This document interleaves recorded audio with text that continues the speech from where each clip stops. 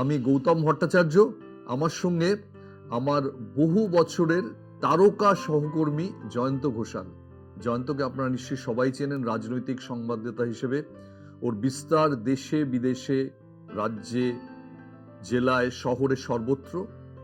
আর এত সব রাজনৈতিক নেতাদের কাছ থেকে দেখেছে যে আমার মনে হয় ওর যে অভিজ্ঞতা আছে, আমাকে অন্তত যদি কেউ অপশন দেয় যে আপনি ব্যাংকে 10 লক্ষ টাকা নেবেন না এই রাজনৈতিক অভিজ্ঞতাগুলোর নিজে মালিক হবেন, আমি তাহলে পরেরটা বেছে নেব। তো আমাদের জাস্ট মনে হচ্ছিল যে এত রকম শো হচ্ছে নির্বাচন নিয়ে, রোজ আপনারা দেখছেন সব জায়গায় সকাল থেকে রাত অবধি উদয়স্ত চলছে নির্বাচন নিয়ে লড়াই, নির্বাচন নিয়ে প্রার্থীদের বক্তব্য, চাপান উত্তর, সান্ধ্য সমালোচনা, সান্ধ্য বিতর্ক। আমাদের মনে হচ্ছিল এর আড়ালে যদি আমরা বার করে আনতে পারি অন্তরালের এমন কিছু গোপন কথা যা শুধু নির্দিষ্টভাবে এই নির্বাচনের হবে না, যা নির্দিষ্টভাবে শুধু এই বছরের হবে না, যা নির্দিষ্টভাবে শুধু এই মাসের হবে না, এটা সব সময়ের জন্য অনেক কিছু গল্প জমে আছে জয়ন্তর কুঠুরিতে, যেটা বার করতে চাইছিলাম। আসলে অনেক সময় হয় যেসব বিখ্যাত ব্যক্তিরা, রাজনৈতিক নেতারা, তাদের একটা সামনে থেকে আমরা একরকম দেখি, কিন্তু পেছনে তাদের আরো একরকম ব্যক্তিত্ব লুকিয়ে থাকে, যেটা রোজকার রিপোর্টিং এ উন্মোচিত হয় না, কিন্তু যারা খুব কাছ থেকে দেখতে পায়, ক্রিকেটের ভাষায় সিলি পয়েন্ট থেকে দেখতে পায়, তারা সেইগুলোকে দেখে। তারাও সব সময় লেখার সময় পায় না, বলার সময় পায় না, কারণ তাদের বাইরের ব্যক্তিত্বটাকে তুলে ধরতে হয়। আমার মনে আছে জাভেদ আখতারের একটা কমেন্ট পড়ে একদিন আমি আশ্চর্য হয়ে গেছিলাম। জাভেদ আখতার অমিতাভ বচ্চন সম্পর্কে বলেছিলেন, আসলি আবি এবি কবি দিখতা নেই, আসলি এবি কবি দিখতা নেই, মানে আসল অমিতাভ বচ্চনকে কখনো দেখা যায় না। আমার অবাক লেগেছিল, জাভেদ আখতার যিনি এত কাছ থেকে অমিতাভকে দেখেছেন, যিনি এত সব সুপারহিট ছবির সংলাপ লিখেছেন, তিনি বলছেন আসল মানুষটাকে সবসময় দেখা যায় না। আসলে এরকমই হয়, অনেক সময় আসল মানুষটাকে দেখা যায় না, আর কখনো দেখা গেলেও তার সম্পর্কে বলা হয় না।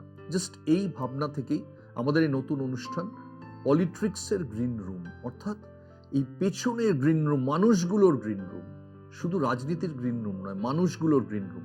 আর এখানে প্রথম শোতে বুঝতেই পারছেন হয়তো অনেকে যে প্রথম শোতে এটার জন্য কোনো লাকি ড্র নেই, কারণ উত্তরটা এতই সহজ। প্রথম শোতে আমরা কাকে নির্বাচন করব? প্রথম শোতে আমরা মুখ্যমন্ত্রী মমতা বন্দ্যোপাধ্যায়কে নিয়ে আলোচনা করব। আর আমার জয়ন্তকে প্রথমত অভ্যর্থনা জানাই। Jayanta, thank you so much এই শোতে আসার জন্যে, দিল্লির সিআর পার্ক থেকে উড়ে আসার জন্য, জাস্ট এই শোটার জন্যে। মমতা ব্যানার্জির আড়ালে আসল মমতা কেমন?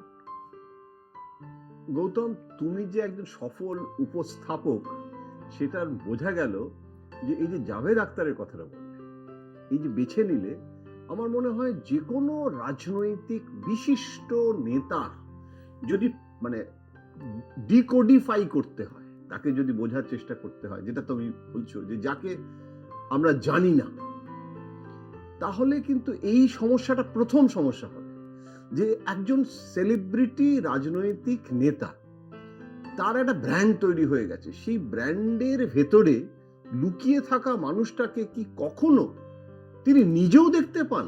মানে এরকম একটা ব্যাপার, মানে এইভাবে যেরকম না, কিন্তু তুমি তো মমতা ব্যানার্জির কুমোরটুলিতে গেছো, সেই কুমোরটুলির কথাটা যদি বলো। সেখানে আমি দেখেছি যে মমতা বন্দ্যোপাধ্যায় আবার অন্যান্য রাজনৈতিক নেতাদের তুলনায় তার ব্যক্তি মমতা সেটা কিন্তু খুব স্ট্রং। সেই যে ব্যক্তি মমতা, সেই মমতাকে কিন্তু আমি বলবো এত বছর পরেও বহু মানুষ তারা জানে না। যেমন আমি একটা উদাহরণ দিচ্ছি, যে মমতা যখন প্রত্যেক দিন বাড়িতে ফেরে, বাড়িতে ফিরেই প্রথমেই ওর যে একটা ব্যাগ থাকে এবং সেই ব্যাগটার মধ্যে তো সবকিছু থাকে, ওটার নাম দেওয়া হয়েছিল জঙ্গলমহল। ওই জঙ্গল থেকে ও সমস্ত বের করে করে নানান রকমের, কখনো ওষুধ কাউকে দেয়, কখনো কার কিছু হলে, সমস্যা হলে সেটার সমস্ত কিছু ওখানে লেখা থাকে, বই থাকে। আর কি কি থাকে সেই ব্যাগের মধ্যে? সেই ব্যাগের মধ্যে যে কি থাকে না, সে মানে ওখানে ওষুধের কথা বললাম, মানে হোমিওপ্যাথি ওষুধ, হোমিওপ্যাথি ওষুধ, অ্যালোপ্যাথি ওষুধ, মানে এমন হয় যে যদি চকলেট থাকে, চকলেট থাকে প্রচুর। আচ্ছা। এবং সেই চকলেট গুলো গাড়িতে যখন বসে, প্রথমে বসে ওই ব্যাগটা, আমার ব্যাগটা কোথায় গেল, বললো ব্যাগটা যেই দেওয়া হলো ব্যাগের মধ্যে হাত ঢুকিয়ে দিল, ও কিন্তু জানে যে কোথায় কি আছে। চকলেট মানে Gems. সুগার নেই ধরতে হবে, তাই তো? সুগারও আছে, এরকমও থাকে, সুগার ফ্রি, ও খুব একটা যে সুগার ফ্রি চকলেট খায় তা নয়, কিন্তু ও কিন্তু খায় কম, খায় খুব কম। তার ফলে ও ওই যে চকলেটটা খেয়েই মনে হলো যে আমি এতগুলো চকলেট খেয়ে ফেললাম। তারপরে কিন্তু ও খুব বেশি ওই যে ভাত রুটি নানা রকমের শাক সবজি দিয়ে একটা বিরাট মানে ওই খাওয়া কোনো দিনই কোনো অবস্থাতেই খায় না। ফুডি নন। মানে ফুডি মানে কোয়ালিটি অফ ফুড পছন্দ করে। বিরিয়ানি বিরিয়ানি ভালোবাসে, খুব কম সম খায়। ও যেগুলো পছন্দ করে যেরকম ওই চিংড়ি মাখা চিংড়ি মানে একটা মালাইকারি নয়। মালাইকারি নয়, মানে সর্ষের তেল দিয়ে চিংড়িটাকে, সেটা কিন্তু একটা অনবদ্য নিজেও তো রান্না করে, খুব ভালো ভালো রান্না বানায়, করেন? খুব ভালো রান্না করে। মানে খুব ভালো রান্না মমতার করে। সঙ্গে কখনো এই যে সুপার শেফ এদের দেখা টাকা হয়, সঞ্জীব কাপুর টাইপের লোকের সঙ্গে? না, অনেকের সঙ্গে হয়তো হয়েছে, আমার উপস্থিতিতে হয়নি, কিন্তু আমি একটা জিনিস দেখেছি যে ও রান্না করতে ভালোবাসে, ঠিক যেরকম ডাক্তারি করতে ভালোবাসে। মানে ডাক্তার মেম্বার অফ পার্লামেন্ট ছিল রঞ্জিত পাঁজা, তাকে ডাক্তারি করে ওষুধ খাইছে, সে গল্প পরে বলছি, আগে রান্নাটা বলি। সেই রান্নার গল্পটা হচ্ছে যে ও একটা অচেনা মমতা কিরম বেরিয়ে আসে, যে ও কিন্তু এক্সপেরিমেন্ট করে। মানে যে রান্নাগুলো আমরা সবাই জানি যে ও তো করে, যেরকম লেমন চিকেন একটা ওর ফেভারিট ছিল, মানে সেটা একটা লেবু টেবু নানান রকমের সব দিয়ে, ওই আনারসের টুকরো দিয়ে। বাজার করে কি মমতা যখন রান্না করেন? বাজার করে? মমতার বাজার যেটা করে সেটা হচ্ছে যে একজন ঝন্টুদা বলে আছে, সে বাড়িতেও থাকে, অনেক সময় দিল্লিতেও যায় এবং সেই বাজারটা করে নিয়ে আসে। কিন্তু যেটা বকুনিও খায়, প্রচুর বকুনিও খায়, জয়ন্ত, প্রচুর বকুনি যে এই খায়। কলকাতা টিভি ডিজিটাল এবং টেলিভিশনের দর্শকদের একটা অসীম আগ্রহ থাকবে, আমার তো অ্যাটলিস্ট আছেই জানার জন্য, যে মুখ্যমন্ত্রীর বাড়ির বাজার কোথা থেকে হয়? মুখ্যমন্ত্রীর বাজার যেটা হয় মূলত, যেটা মানে সেটা কিন্তু একটা যে খুব বিরাট একটা মানে সফিস্টিকেটেড, মানে নিউ মার্কেট থেকে অমুকটা আসছে, তমুক জিনিসটা অমুক জায়গা থেকে আসছে, ওর মধ্যে কিন্তু দৈনন্দিন জীবনে একেবারে এলিটিস্ট বা অভিজাত ব্যাপারটাতে ওর একদম বিলকুল না পছন্দ। মানে একটা কোনো একটা ব্র্যান্ডেড জিনিস যে একটা করতে হবে, মানে এরকম আজকাল তো রান্নার ক্ষেত্রে সমস্ত প্রচুর ব্র্যান্ডিং হয়ে গেছে না, মানে ও মূলত জেলা থেকে কিন্তু অনেক কর্মীরাও ওকে অনেক কিছু পাঠায়, সেটা কিন্তু খুব সামান্য। মানে যেমন পাঁচতারা হোটেলের খাবার আসবে না। বীরভূম থেকে আসে। মানে মুখ্যমন্ত্রী চাইলে কলকাতার যে কোনো বড় রেস্তোরাঁ কি পাঁচতারা হোটেল থেকে খাবার পাঠায়? একেবারে পাঠায় না, একেবারে পাঁচতারা হোটেলের খাবার ওর একেবারে পছন্দই নয়। পাঁচতারা হোটেলে তো কদিন আগে যেতেও না, হ্যাঁ, এবং মানে ইদানিং তাও এটা একটুখানি চেঞ্জ করেছে। কিন্তু ওর মধ্যে যেটা হয়েছে, মানে এই যে পাঁচতারা হোটেলের খাবারও খায় না, কিন্তু জেলা থেকেও বিভিন্ন পদের রান্না আসে। ও যারা বিরাট মিষ্টির ভক্ত তা না, দিল্লিতে গেলে রসমালাইটা খেতে খুব ভালোবাসে। একটা দিল্লিতে একটু হলদে রঙের, মানে এটা কোথায়? দিল্লি বেঙ্গলি দিল্লির মার্কেট? বেঙ্গলি মার্কেট থেকেই রসমালাই, পরপর যে মিষ্টির দোকানগুলো, বেঙ্গলি সুইটস, তো সেখান থেকে ও নিয়ে আসে রসমালাইটা। কিন্তু আমি বলছি যে ওর যেরকম ডেরে একটা ধরিয়েছে, সেটা হচ্ছে যে একটা আইসক্রিম হয় না আজকাল ওই বিভিন্ন ফলের ফ্লেভারে, ওটা কর্নার প্লেসের একটা দোকান আছে, সেখান থেকে ওই নানান রকমের লিচু ফ্লেভার, নারকেলের ফ্লেভার, ওই আইসক্রিমটা খেতে প্রচন্ড ভালোবাসে। এবং ওর আমি বলছি তো, ও যে পরিমাণে ভাতটা এতটা খাবে, কিন্তু আবার অনেক সময় আগে তো অনেক উপোস করতো, অনেকগুলো দিন উপোস করতো, শুক্রবার মানতো, জয় সন্তোষীমা পর্যন্ত মানতো, টক খাবে না, এই খাবে না, একটু ছোলা খেয়ে থাকতো। কিন্তু উনি কি শুক্রবার সন্তোষীমা করেন? এখন মানে একটু অনিয়মিত হয়েছে, কেননা ডাক্তাররা না ওকে বারণ করছে সবাই মিলে। ও খুব ভালোবাসে করতে, ওর মধ্যে কিন্তু সেটা রয়েছে, কিন্তু বুঝে এত কিছু করলে, কারণ বগলা মা খুব মানে, বগলা মায়ের পুজো করে, এবং ওকে যেমন ট্রেডমিলটা, নরেন্দ্র মোদী ট্রেডমিলটা করতে বারণ করেছে আমার সামনে, মানে রাষ্ট্রপতি ভবনে বাংলাদেশের শেখ হাসিনার পৌরোহিত্যে হচ্ছে, এত সুন্দর করে আরেকবার রিপিট করে বললেন, নরেন্দ্র মোদী মমতা বন্দ্যোপাধ্যায়কে পরামর্শ দিয়েছেন দাদার মতো যে ট্রেডমিলটা করো না, তাই তো? হ্যাঁ, একদম। মানে বলছে যে আমি জানি তুমি প্রচুর লম্বা সময় নিয়ে ট্রেডমিল করো দিদি, দিদি বলে, যেরকম ভাবে জনসভায় দিদি দিদি করে, ও কিন্তু দেখা হলেও দিদিই বলে। এবং খুব, আমি এই জিনিসটা অনেকে জানে না, মোদী কিন্তু মমতাকে, ওদের মধ্যে একটা মিউচুয়াল রেসপেক্ট আছে, দুজনেই দুজনের মানে প্রতিপক্ষ সিক্রেটলি অ্যাডমায়ার করে, অ্যাডমায়ার করে। এবং মমতার মানে যেটা মজার ব্যাপার, যখন বলেছে যে ট্রিটমেন্টটা করো না, এই নির্বাচনের ঘোর বাজারে বলছো মোদি মমতা পরস্পরকে অ্যাডমায়ার করেন। অ্যাডমায়ার করে, আচ্ছা। শ্রদ্ধা করে, কিন্তু কিন্তু যখন রাজনীতিতে যখন হবে, ময়দানটা আলাদা। ময়দানটা আলাদা, এবং সেখানে লড়াইটা এই জায়গাটাতেই কিন্তু অনেক আমার মানে দর্শক এবং পাঠকদের কাছেও আমি এটা স্পষ্ট করতে চাই যে সম্পর্কটা পারস্পরিক শ্রদ্ধার মানে কিন্তু এই মানে নয়, সেটিং সেটিং নয়। নয়। সেটিং এর সঙ্গে সঙ্গে সঙ্গে ওটাকে সেটিং এর তত্ত্বে চলে যায়, সেটিং নয়। কিন্তু আমি যেটা বলছি যে যে যে অভিজাত পল্লী থেকে বা অভিজাত মার্কেট থেকে খাবার না এলো, ওর কিন্তু ওই নানান রকমের এক্সপেরিমেন্ট করা একটা মানে খাবারের ক্ষেত্রে, আইসক্রিম এটার সাথে এটা মিশিয়ে, যেরকম আমি একটা বললাম যে চিংড়ি মাখা ভালোবাসে, যেরকম চিতল মাছের মুইঠা খেতে ভালোবাসে। তুমি কোনোদিন কোনো রেসিপি এনে দিয়েছো বা কেউ কাউকে দেখেছো কাউকে দিতে? সত্যি কথা যদি বলি তাহলে আমার স্ত্রী হুম। বলেই এটা হুম। ব্যক্তিগত হয়ে যাবে একটু, ও কিন্তু কিছু রান্না হুম। যেটা মানে ও পছন্দ করে সেইটা ওর কাছ থেকেও শেখে, আবার ওকেও খাওয়ায়। এবং যে রান্নাগুলো, আমার তো একবার এরকম হয়েছিল যে সেটা অনেক দিন আগের কথা, মানে আমারও ওর বাড়িতে দুপুরবেলা খাওয়ার কথা, ও বলেছে একটা দারুণ নতুন ধরনের রান্না বানাচ্ছি, সেটা কি বলবো না, এটা সারপ্রাইজ। আর সেদিনই আমার একটা লেখা বেরিয়েছে একটু ক্রিটিক্যাল ওর সম্পর্কে। তো এটা অনেকদিন আগের কথা, কিন্তু কেন তখন সোনালী ওর সেক্রেটারি ছিল, যে পরে ডেপুটি স্পিকার হয়েছিল। সোনালী আমাকে ফোন করে বলছে, জয়ন্তদা আজকে না এবার আসবেন তোমার না। কি কোনো কাণ্ডজ্ঞান নেই যে যেদিন তুমি খেতে যাবে সেদিনই তুমি একটা লেখা লিখে আমি দেবে? আমার না জানতাম না যে সেই দিনই কাগজে এরকম ভাবে ওটা বেরোবে, বিরাট করে বেরিয়েছে। আমার এখনো হেডিংটাও মনে আছে, মমতার দুর্বলতা, এরকম একটা হেডিং ছিল, মানে কোথাও সীমাবদ্ধতা। তো সেটা ঠিক মানে আজ ওটা তো দিল্লিতে সকালবেলায়, ও যে কাগজটা তো অত তাড়াতাড়ি আসবে, শীতের সকাল, তুমি ভেবেছিলে খেয়ে চলে যাবে তারপরে কাগজটা তারপরে আসবে। হয়তো কাগজটা আসবে। কিন্তু ওর একটা অদ্ভুত মেকানিজম তখনও ছিল, সকালবেলায় কিন্তু একটু যখন একটু তখন দেরি করে উঠতো, মানে এখন তো তাড়াতাড়ি ওঠে অনেক বেশি, তখন আরো রাত্রি করে শুতো, এখন যেমন একটু তাড়াতাড়ি শুয়ে পড়ে আগের তুলনায়। ওর ওর বায়োলজিক্যাল ক্লকটাকে কিন্তু নিজেই খুব সচেতন ভাবে, বয়সের সঙ্গে এবং এর সঙ্গে, তার মানে এই নয় যে এখনো রাত্রির হয় না, কিন্তু চেষ্টা থাকে যে কাজটাকে শেষ করে সকালে করা।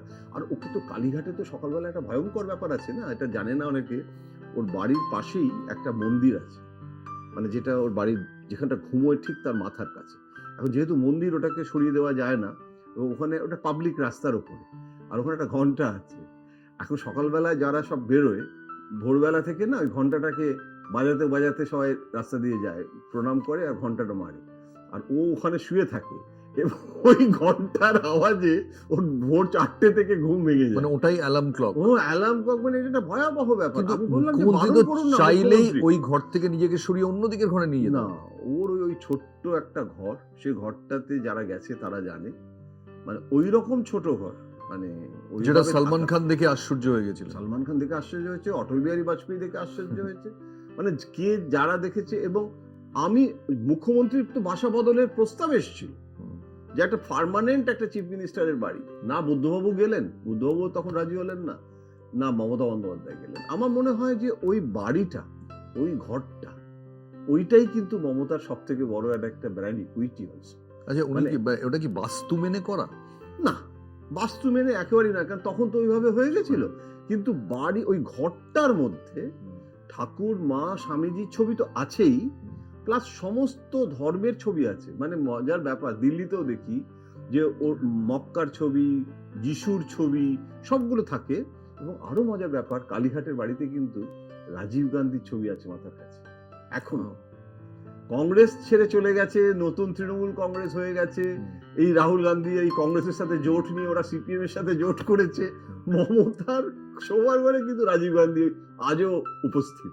এইটা অধীর চৌধুরীকে যদি জিজ্ঞেস করা, এইটা বলে রিয়াকশন নিতে অধীর কি বলবে? কি বলবেন মানে, এবং এখন আমি বলছি সোনিয়া গান্ধীর সাথে কিন্তু দারুণ সম্পর্ক, এবং এমন অনেক কথা হয় যখন রিপোর্টার হিসেবে খুঁচিয়ে খুঁচিয়ে বার করার চেষ্টা করি। আমি তো সোনিয়া গান্ধীর বাড়িতেও মমতার সঙ্গে গিয়ে দেখেছি যে কিরম ট্রিটমেন্ট দেয়, এবং সেখানে আমি যখন মিটিংটা হয়ে যাওয়ার পরে আমি অপেক্ষা করছি যে গাড়িতে উঠে জিজ্ঞাসা করব কি হলো না হলো, মমতা সব বলবে, অপারেটিভ পার্ট যেটুকু বলার, ব্যক্তিগত যে কনভারসেশন, এই যে আমরা ভাবি না যে মমতা বেয়াক্কেলের মতো সব বলে ফেলে, একেবারে নয়। সোনিয়া গান্ধীর সঙ্গে ওর দীর্ঘ কথোপকথনের অনেক কিছু আমিও জানি না, এবং ওটা তো দুজনের মধ্যেই, এবং এটা আমি জানি না এটা জেন্ডার ইস্যু আছে কিনা, দুজনেই মহিলা, অনেক কমফর্ট ফিল করে। এমনকি রাহুল গান্ধী লাস্ট একটা মিটিংয়ে রাহুল গান্ধী থাকবেও জানতো না, এবং সোনিয়া গান্ধীর সাথে দেখা করতে গেছে, এবং সেবারে কিন্তু ও খুব কষ্ট করে গেছিল লাস্ট মিটিং, ওটাই সোনিয়া গান্ধীর সঙ্গে ওর, যে সোনিয়া গান্ধী বলেছে তুমি এসো, আমি তোমার সাথে দেখা করতে চাই, কি করতে হবে ইন্ডিয়া ফিন্ডিয়া হওয়ার আগে। তখন ও বললো যে আমি তো এখন জেলায় সফর আছে, আমি যদি অমুক তারিখে যাই, তখন সোনিয়া বললো আমি তো আমেরিকায় ট্রিটমেন্টের জন্য যাব, তুমি এলে তাহলে এখন দেখা হয়ে যায়। ও সব ক্যান্সেল করে দিয়ে সোনিয়াজির সঙ্গে দেখা করবে বলে বেচারা গেলেন, গিয়ে কিন্তু জানেন না যে রাহুল গান্ধী থাকবে। এবারে গিয়ে দেখে দরজা খুলছে রাহুল গান্ধী, করে নিয়ে গেছে, রাহুল বসিয়েছে এবং মায়ের পাশে বসে রয়েছে। তো সেই মিটিংটাই ভালোভাবে আর হলো না, এবং একটা কথা বলেছিল যে আমার তো বক্তব্যই ছিল রাহুল গান্ধীকে নিয়ে, এবার রাহুলই বসে আছে। এখন সেখানে রাহুলই বসে আছে, এবং রাহুল গান্ধী যে থাকবে এটা কিন্তু একটা বেসিক মানে শিষ্টাচার, এটাও ওদের দিক থেকে ঘাটতি হয়েছিল। তাতে কিন্তু খেসারতটা কংগ্রেসকেই দিতে হলো। মানে আজকে যদি আহ, আহ, বলে দেওয়া হয় তুমি আমার বাড়ি নেমন্তন্ন করছো, তুমি আর কাকে নেমন্তন্ন করেছো সেটাও যেরকম মানে অতিথিকে জানিয়ে দেওয়া হয় যে আপনি আসছেন, এরা থাকবে। তো রাহুল গান্ধী যে থাকবে, এমনকি যদি সোনিয়াজি কথা টথাগুলো বলার পর একটা সময়ের পরে রাহুলকে কি ডাকবো বলে রাহুলকে ডেকে নিতেন, মমতার ওটা থেকে দুঃখ পেয়েছিল। তার কারণ মমতার যে কন্টেম্পোরারি সোনিয়া, নট রাহুল। তো তার ফলে যে ধরনের কনভারসেশনটা হতে পারতো বা সেই সুযোগটা ওরা সেই ফ্রি ফ্লোয়িং হলো না। কংগ্রেস নেতাদের আমি জিজ্ঞেস করেছিলাম যে কেন এটা করলেন, হুম। মানে কেন উনি করলেন, বলেন আসলে সোনিয়াজিও এখন পুরো জিনিসটা না রাহুলের উপর ছেড়ে দিচ্ছে। উনি আর এককভাবে ওয়ান একটা কনভারসেশনের দায়টা আর নিজের কাছে রাখতেই চাই, মানে কংগ্রেস থেকে পিএফ গ্র্যাচুইটি তুলে নিয়েছেন সোনিয়া। বলতে পারো। মানে একটা সময় কিন্তু সোনিয়াজি মানে ছেলেকেই রাখতে চান না, যে কারণে প্রিয়াঙ্কা, সেটাও আর একটা ইস্যু। জয়ন্ত, একটা কথা বলো, যে তুমি যেটা বলছো সেটা থেকে পরিষ্কার সোনিয়া, মোদি এরা প্রত্যেকে ব্যক্তিগত লেভেলে মমতা বন্দ্যোপাধ্যায়কে পছন্দ করেন। আডবাণী, তোমার মুখে শুনেছি আডবাণী করতেন, জেটলি করেন না, কে আছে জাতীয় পর্যায়ে যিনি ব্যক্তিগত পর্যায়েও যার সঙ্গে সম্পর্ক ভালো নয়? মানে সত্যি কথা বলতে কি জানো তো, মানে এইটা মানে আমার মনে হয় বলাটা খুব জরুরি। বাংলায় বসে আমরা সবসময় মনে করি যে একটা তুতু ম্যামে, মানে একটা তীব্র অপছন্দ, মানে মমতার নাম শুনলেই তেলে বেগুনে সবাই জ্বলে উঠছে। কিন্তু 7বার লোকসভার যে প্রার্থী হয়েছে তার সাথে অনেক ঝামেলা হয়েছে, শাল ছুঁড়ে দিচ্ছে সাংমার স্পিকার, সেই সাংমা তৃণমূল কংগ্রেসে পরে যোগ দিচ্ছে। সুতরাং এর অনেক দেখেছি। কিন্তু অমিত শাহ, যাকে মনে করা হয় যে সব থেকে মমতা বন্দ্যোপাধ্যায়ের বেটার, মমতা যখন দেখা করতে গেছে এবং তার সাথে, এবং এখানেও এসেছিল ওখানে কলকাতায়, মমতার সাথে কিন্তু অমিত শাহ ব্যক্তিগত সম্পর্ক, এটা বললে অনেকে মানে মিসআন্ডারস্টুড হতে আমি পারে। নিজের চোখে দেখেছি, আমার মানে বিশ্বাসই হয়নি। বাংলাদেশ টিম কলকাতায় এসেছিল পিঙ্ক বল টেস্ট ম্যাচ খেলতে এখানে ইডেন গার্ডেন্সে, এবং ওই পিঙ্ক বল টেস্ট ম্যাচের ফাঁকে হাসিনা এসেছিলেন, তখন তুমি জানো এখানে একটা জটলা হচ্ছিল, সচিন, সৌরভ, মমতা বন্দ্যোপাধ্যায়, জয়শা এলেন। মমতা বললেন সবার সামনেই যে তোমার বাবা এত প্রচার টোচার করছেন, ইয়ে করছেন, কিন্তু উনি তো শুনছি শরীর খারাপ, এত ঘোরাঘুরি করছেন কেন? আমি শুনে বিস্ফারিত হয়ে গেছিলাম, কারণ আমরা যা দেখি শুনি তার সঙ্গে আমি তো জানতাম মমতা বন্দ্যোপাধ্যায়ের সাথে জয়শারও সম্পর্ক ভালো নয়, কিন্তু দেখলাম যে জয়শার সঙ্গে ঠিক বাবার এই কথাটাই বললেন, একেবারে। এবং জয়শা বললেন যে আমি বাবাকে বলবো। তো আমি তো তখনই ভাবছিলাম সেই জন্যই মনে হয় পলিটিক্সের পেছনে যে গ্রিন রুমটা সেটাও জানা উচিত সমান্তরাল ভাবে। এই যে অমিত শাহ কথাটা বললে, আমি তোমার সাথে সম্পূর্ণ একমত। অমিত শাহ আমাকে অমিত শাহ বলেছেন যে আমি তো বিজেপির নেতা, আমি তো তৃণমূলের নেতা নই।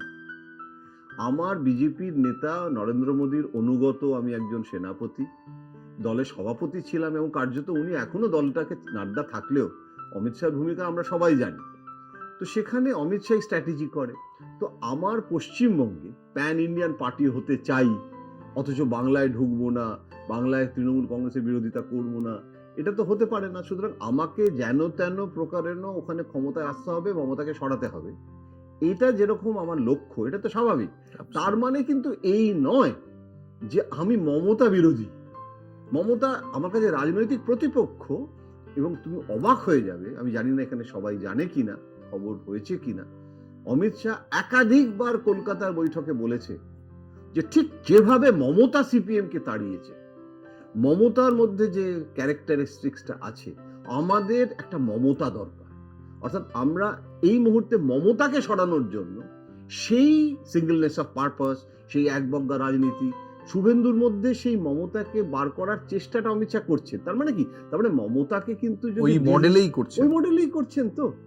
যা মমতা করেছে তুমি করো। আমি একটা জিনিস জিজ্ঞেস করি যে আবার ওই প্রশ্নে ফেরত আসছি, কালকে মনে করা যাক মমতা ব্যানার্জি একটা ব্যক্তিগত অনুষ্ঠান করছেন, কোনো রাজনৈতিক অনুষ্ঠান নয়, হয়তো ব্যক্তিগত, তার হয়তো ভাইজির বিয়ে কিংবা কারোর একটা কিছু, যার সঙ্গে রাজনীতির কোনো সম্পর্ক নেই, তিনি জাতীয় নেতাদের সবাইকে ডাকলেন।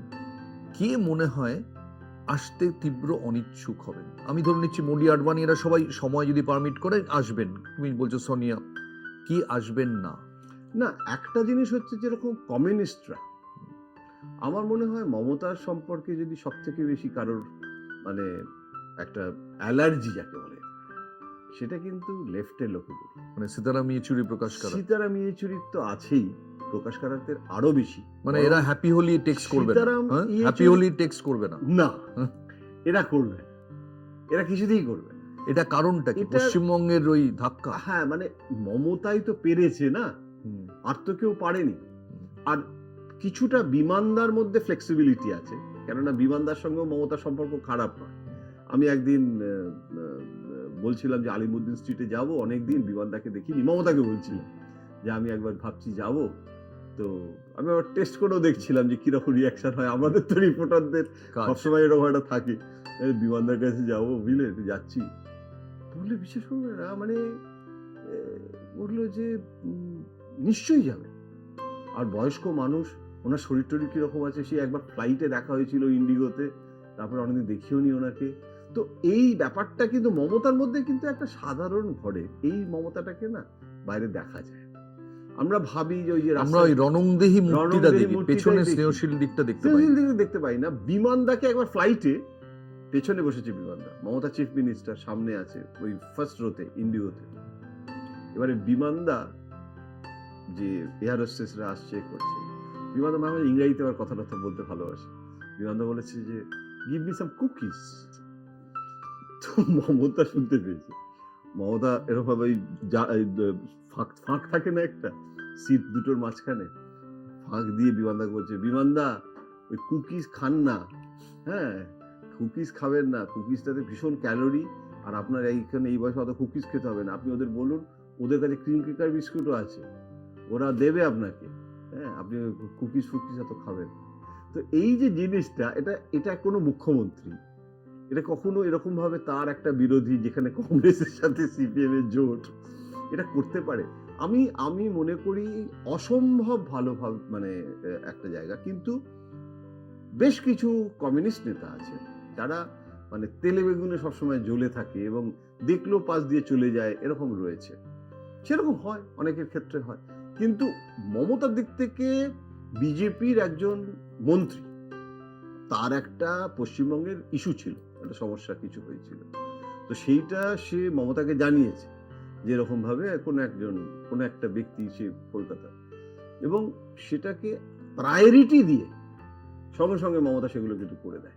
মমতা কিন্তু কখনো ওই রকম ভিন্ডিকটিভ হয়ে যে এটা করব না। আমি তো একটা নাম করেই বলে দিচ্ছি, একবার বসুন্ধরা রাজে মুখ্যমন্ত্রী, তখন বসুন্ধরা রাজের প্রাইভেট সেক্রেটারি, যে তার যে ভাই, সে ছিল একজন IAS officer West Bengal cadre, এবং সেখানে তার একটা পোস্টিং বা এটা হয়ে গেছে, কিন্তু ওয়েস্ট বেঙ্গল গভর্নমেন্টকে ক্লিয়ার করলে তবে সেটা হবে আর কি, মানে ওই হয় না ক্লিয়ারেন্স লাগে একটা কলকাতার বাইরে পোস্টিং হলে। তো সেইটা বসুন্ধরা রাজের হেজিটেট করছে। বসুন্ধরা রাজে আমাকে ফোন করেছে, করে বলছে, তখন সিএম বসুন্ধরা রাজে বলছেন যে মমতা কে বলবো, কিন্তু আমিও চিফ মিনিস্টার, ও চিফ মিনিস্টার, যদি না করে তাতে আমার কিন্তু খুব বিচ্ছিরি একটা। আফটার অল বসুন্ধরা রাজে, হ্যাঁ ওরা, কিন্তু বসুন্ধরা রাজে জানো, দ্য ফার্স্ট মানে BJP leader who was the emissary of Advani, যে মমতার সাথে বসে কংগ্রেস থেকে যাতে মমতাকে নিয়ে আসা যায় তার কথা ওই বলেছি। হ্যাঁ, সো ফাইনালি মমতা যেটা জানতে পারলেন তোমার মাধ্যমে, হ্যাঁ তখন আমি মমতাকে বললাম যে এরকম বসুন্ধরা হেজিটেট করছে, তো ফোন করবে। তো মমতা বললো আমার নম্বরটা দিয়ে দিন, আমাকে ফোন করতে বলুন, যদি করা যায় আমি নিশ্চয়ই করবো, কেন করবো। এটা এটা এটা আবার কি কথা হলো ইত্যাদি। তো বসুন্ধরা ফোন করার সঙ্গে সঙ্গে কিন্তু ইমিডিয়েট ব্যবস্থা নিয়েছে, করেছে, যেটা বিউরোক্রেসির জন্য না অনেকদিন ধরে আটকে ছিল, কিন্তু ও সেটা কিন্তু বললো না। আরেকটা কথা আমার জানার খুব আগ্রহ যে মমতা বন্দ্যোপাধ্যায় যে এজ গ্রুপে, আমি সেই এজ গ্রুপের অনেককে জানি যারা এই টেকনোলজি যখন আসে, নতুন টেকনোলজি, সেটার সঙ্গে সেটাকে তাদের একটা আতঙ্ক হয়েছে, অনেকে সেটাকে অ্যাডাপ্ট করতে পারেননি। বাট আমি শুনি যে উনি দারুণভাবে অ্যাডাপ্ট করেছেন। ওনার কি কোনো আইটি কোচ আছে? না, আগে তো কিছুই ছিল না। আমাদের এই ভারতের রাজনীতিতে আমি তো বলি নরেন্দ্র মোদী এবং অমিত শাহ সবগুলো দলকেই শিখিয়ে দিয়েছে। এখন কমিউনিস্টরা আর্টিফিশিয়াল ইন্টেলিজেন্স ব্যবহার করছে। তো এটা তো মমতার মধ্যে না একটা শেখার কাণ্ডজ্ঞান, common sense is very rare sense. আমি বলি ওর যে স্টাইলটা না, যেভাবে ও কাজ করে, সেটার মধ্যে একটা চণ্ডী মণ্ডপের একটা স্টাইল আছে। চণ্ডী মণ্ডপে যেরকম রাজনীতিটা হয়, মানে আমি মানে ও কথা বলতে বলতে হাঁটে না। তো সঞ্জয় তখন চিফ সেক্রেটারি, তো সঞ্জয় মিত্র, এবারে সঞ্জয় মিত্র বসে আছে, মমতা উঠে দাঁড়িয়ে পেছে, তো হাঁটছে, তো ভাবছে, আর ওই জানলা দিয়ে দেখা যাচ্ছে নবান্নের গঙ্গা। ওই যে বললে যে একটা আইটি, ও আইটিটা এখানেই মাথায় আইটি, ও বলছে এটা করলে ভালো, ওটা করলে ভালো। এবার ও কিন্তু বসে ভাবার থেকে ওই হাঁটতে হাঁটতে ভাবে বেশি। ও কিন্তু অনেক বাজেটে এটা ঢোকাতে হবে, জনমুখী প্রকল্প, ট্রেডমিল থেকে বেরিয়েছে। ও বলে না ট্রেডমিলটা ছাড়তে পারি না, তার একটা মস্ত বড় কারণ হচ্ছে ট্রেডমিল করলেই আমার ওই আইটি অ্যাকশনে চলে যায় মাথাটা। মানে অনেকের যেরকম স্নান করলে, আমি শুনেছি অনেক বড় মিউজিক ডিরেক্টরদের স্নানের ঘরের বাইরে প্যাড থাকতো। আমি শুনেছি এমনকি আর.ডি. বর্মনের, ওই জলটা মাথায় পড়লে লোকে বলে আইডিয়া খুলে, অনেকের সুর খুলে। এই সুরটা পরে যদি ভুলে যায়, দৌড়ে এসে ওই ভেজা গায়ে একটা জাস্ট স্ক্রিবল করে রাখতো।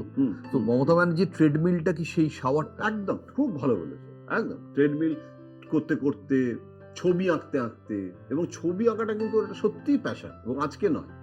মানে আমি এরকম হয়েছে, ও তখন শুধু সংসদ সদস্য, আর কিচ্ছু নয়। প্রথমবারে মানে 84 এর কথা বলছি, তারপরে তখন স্ট্যান্ডিং কমিটির মেম্বার হতো, একটা সংসদীয় স্ট্যান্ডিং কমিটিতে সব সাংসদরাই হতো।